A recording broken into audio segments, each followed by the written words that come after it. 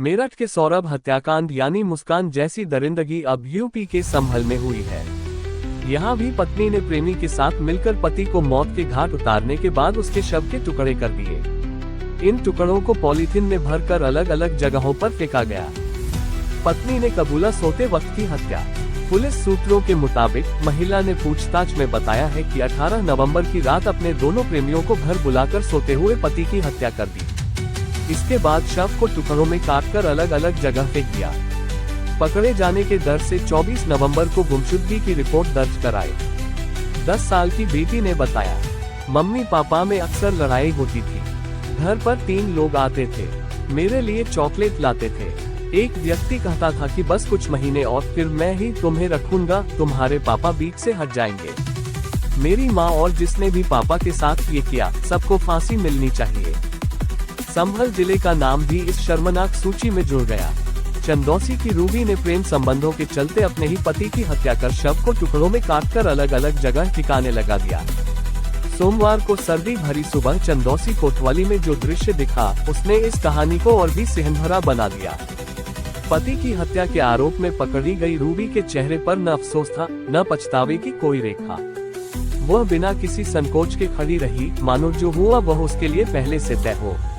Police द्वारा बुलाए गए उसके दोनों बच्चे जब कोतवाली पहुंचे तो रूबी ने उनके साथ बैठकर खाना भी खाया।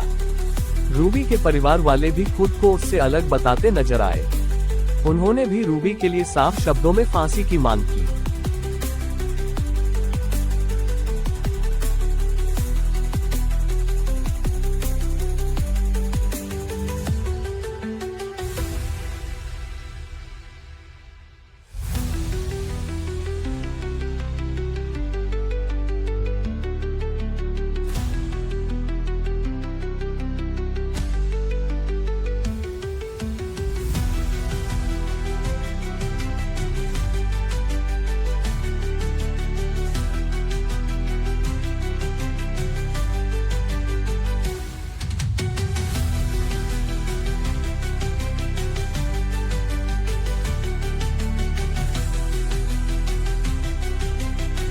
घर में लड़ाई होती थी?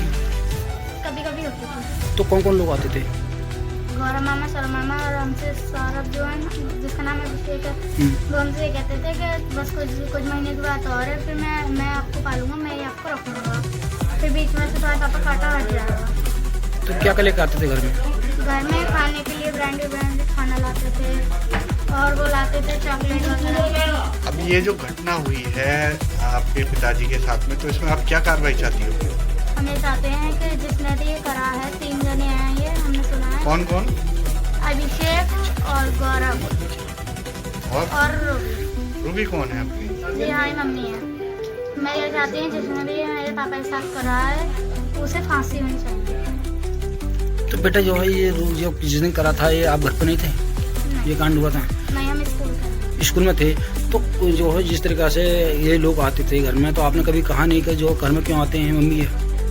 हम कहते थे पर वो धमका कर रखते थे। कौन? मम्मी। और जो लोग आते थे वो क्या कहते थे? वो क्या बोलते, जिसका नाम गौरव है, वो तो कुछ नहीं कहते थे। वो बेचारे गरीब है, तो वो हमारे पैसों का लालच देते थे। इसका नाम अभिषेक है। अभिषेक जो है, तो वो जो खूनी है ना हमारे पापा का, उसे छोड़ा जा रहा है। कौन? ये अभिषेक जो है उन्हें छोड़ा जा रहा है, जो खूनी है हमारे पापा का, और जो खूनी नहीं है उन्हें पकड़ा जा रहा है। अब हम ये तो कह नहीं रहे हैं कि हमारी मम्मी को छोड़ा, हमारे मामा को छोड़ा, ये तो कह नहीं रहे हैं। लेके जाओ, तीनों को लेके जाओ, तुम तीनों को फांसी दो, कुछ भी करो, पर तीनों को सजा मिलनी चाहिए ना। तो ये कितने समय से आते थे आपके घर पे, जो नाम बता रही हो आप? ये आते थे, पक्की नहीं पता मुझे, पर कम से कम 5-6 साल से तो आते थे। तो कभी आपने देखा घर में जो जैसे आपको कुछ लगा हो, कभी सोते हो पास में बैठते हो? हाँ, हमारे कमरे में से बाहर निकाल देते थे। कौन आते थे जब?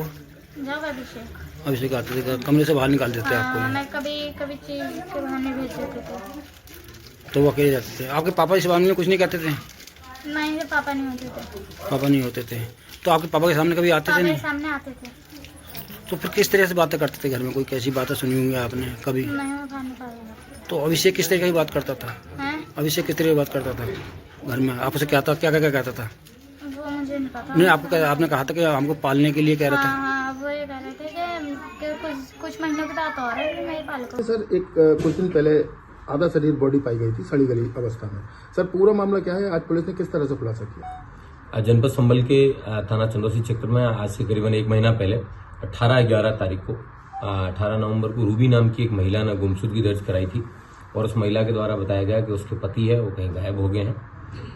उसके कुछ दिन बाद में यहाँ एक नाले में एक डेड बॉडी मिली जिसमें उसके पाँव नहीं थे, हाथ नहीं थे, सिर नहीं था।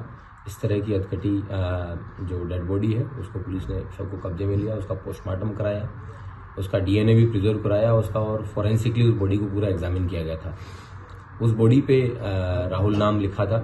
पुलिस के द्वारा बाद में आसपास के जनपदों में, जनपद के विभिन्न थानों में राहुल नाम की जितनी भी मिसिंग्स थी उन सबको स्टडी करवाया तो पता चला कि ये राहुल इसका मोबाइल भी उसी दिन से बंद था और गहनता से जांच करने पे पता चला कि राहुल की पत्नी जो रूबी है उसी ने ही राहुल की हत्या की थी और उसने अपने बॉयफ्रेंड जिसका नाम गौरव है उसके साथ मिलके जिनको उसने मृतक ने रंगे हाथों पकड़ लिया था अवैध संबंध बनाते हुए, उसके बाद में इन लोगों ने उसको अपने रास्ते से हटाने की ठानी थी।